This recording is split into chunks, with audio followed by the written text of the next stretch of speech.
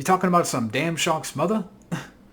That's a fun line from this movie, but continuing with the Jaws reviews, today talking about and discussing Jaws 3 or Jaws 3D.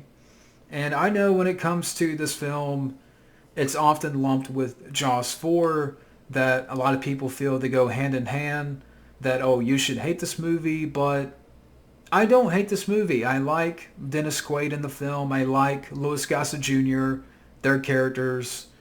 And I know sometime after this film, they would reunite to do Enemy Mine, which is a great sci-fi movie. And I can admit that's a better film. And I know one of the ideas that they had for this film was to do like a spoof, like a parody sequel titled Jaws 3 People Zero. And like Joe Dante was supposed to direct, and you would have some crazy scenes where you would have Bo Derek show up in the film, like in a nude scene. And you would have like Peter Benchley, the guy that wrote the Jaws novel, like he would get eaten by a shark in his pool. Some crazy scenes like that, but Spielberg threatened the studio, so they pulled the plug on that. But I have to admit, I would like to have seen that Jaws parody. I mean, a few years after this film, you would have Spaceballs, which, was a parody of Star Wars. So, yeah, I mean, it would have been fun to see, a Jaws parody around this time, but they went a different direction, and they wanted to do the 3D gimmick, which, a year before this, you would have, Friday the 13th Part 3D. So they wanted to ride on the 3D train, if you will. And yes, I can admit some of the 3D shots in the film are not great. You can scoff at a couple of the shots, especially in the end where, the shark goes through the glass. And yeah, the shots, some of the 3D shots are not the best. And, the director here, Joe Alves, I know he worked on the first movie. He was the production designer, and he was the production designer of other films like Close Encounters and Escape from New York. But, like I said, for some reason, I don't hate this movie. Jaws 4, to me, is god-awful. I mean, comparing the two, I'd rather watch this film more. I like some of the cast. I like the idea of the undersea kingdom. There's a couple of interesting shots. Yeah, again, you can scoff at some of the 3D, but to me, I'd rather watch this more than Jaws 4. And maybe for some people that's not saying much, but getting to the plot real quick, you have Dennis Quaid in the film, who plays Mike Brody, son of Chief Brody. His girlfriend, played by Bess Thompson, and she works for SeaWorld. And you have Louis Gossett Jr., his character Calvin, who is overseeing this undersea kingdom, which is sort of like an underwater tour that's going to open up soon as part of SeaWorld. And long story short, they capture this great white, but they find out that it's the baby. And then soon after that, you have the mother great white comes in and starts to terrorize the park. And that's the story here. That's the plot pretty much.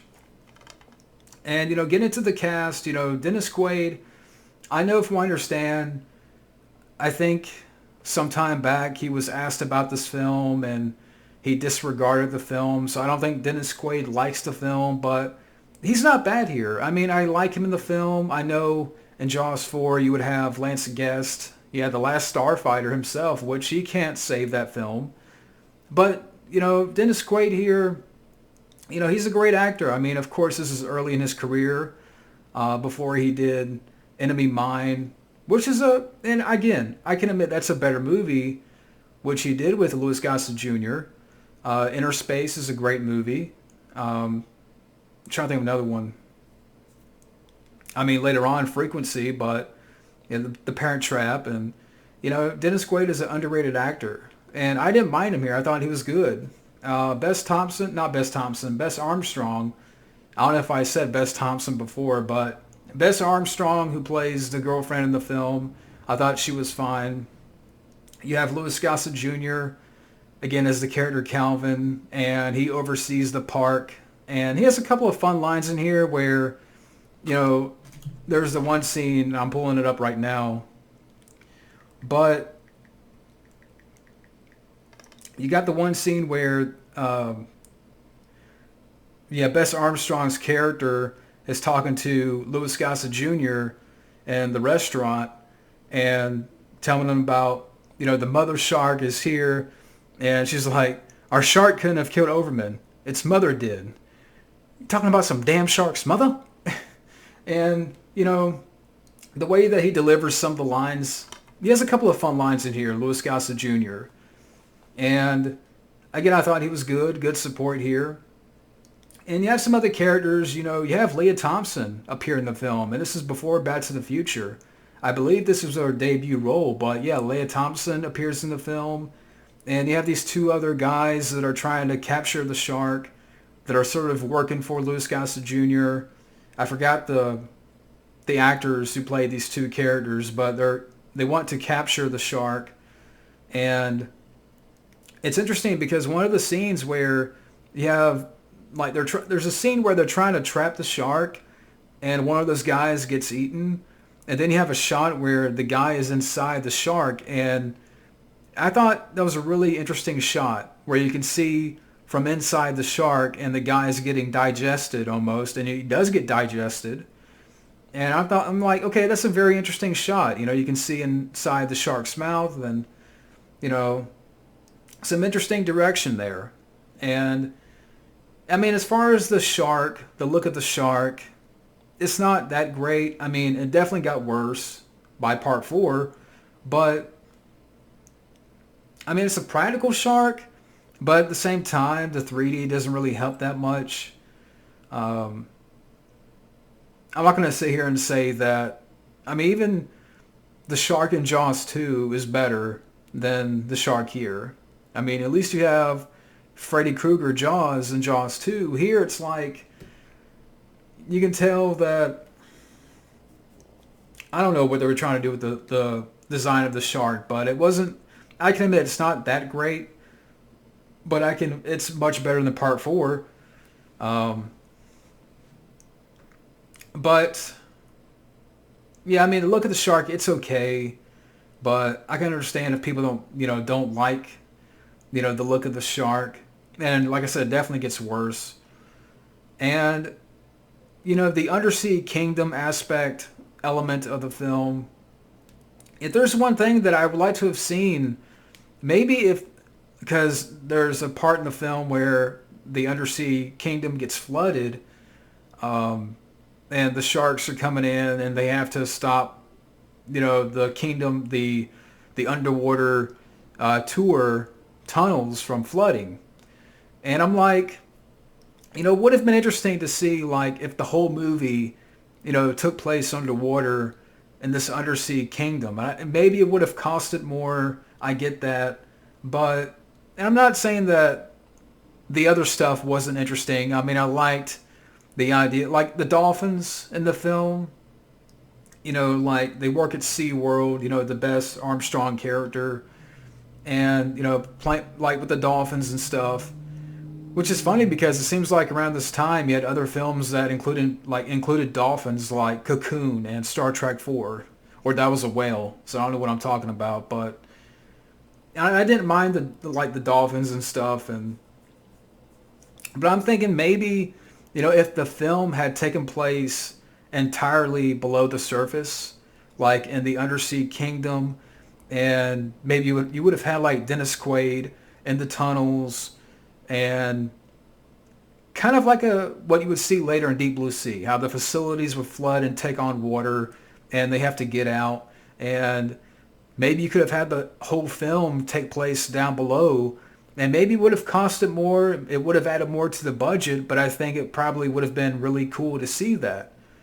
And, I don't know if you really needed the 3D. You could have taken that out and just put it more into creating this underwater, where most of the film is underwater, in this undersea kingdom. I mean, it comes more into play in the second half of the film. And as far as like body count, I mean, you have a couple of victims in here. You got the one guy that gets killed in the beginning, and his body pops up in this like glass, this window, and then when the shark comes into the facility at the end of the film and it floods, there's one guy that gets eaten.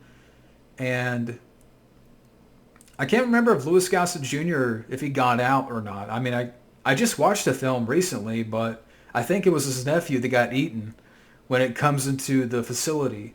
But again, I wonder, it would have been really interesting to see if the film took place entirely in the undersea kingdom. Like, you have this undersea kingdom element in the film. I would have taken advantage of this environment, and it seems like we got a glimpse of that.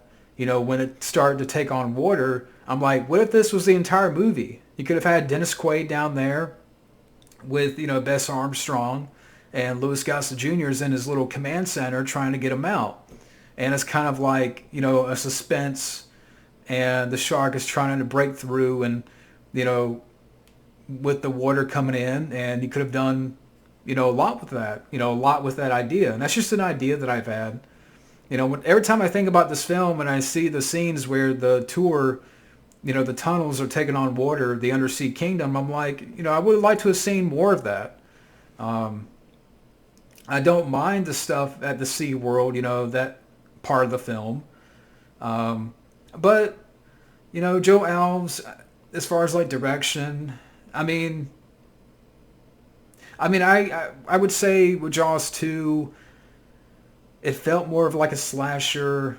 Here, it's like, maybe if you didn't have the 3D in there because it wasn't that great. I mean, again, you can scoff at some of the 3D shots.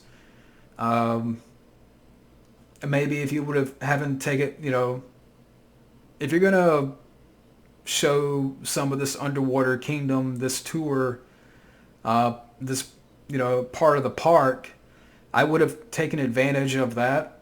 He did okay as far as directing. Again, body count, maybe, you have a few victims in there with some interesting shots, again, with the guy inside the shark, and you see from inside the shark. Again, that's a cool shot.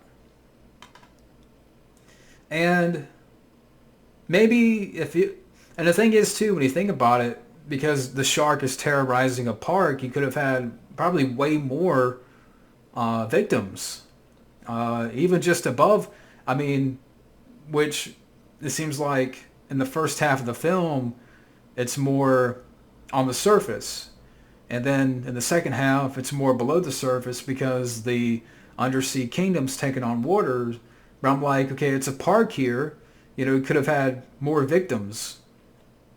I don't know, maybe they could have focused on that, but and maybe I'm just spitballing here. But at the end of the day, Jaws 3 3D, I think it's a decent time waster. Not the worst sequel ever made. To me, I'd rather watch this more than Jaws 4. People feel that they're the same, it's the same side of the coin. But I like Jaws 3 a little bit more because I like some of the cast. Some interesting shots. The shark itself, doesn't look great, but some people in the cast, some interesting shots. 3D is not that great, yes, but I still like the film. So that's my review of Jaws 3 3D. And next up,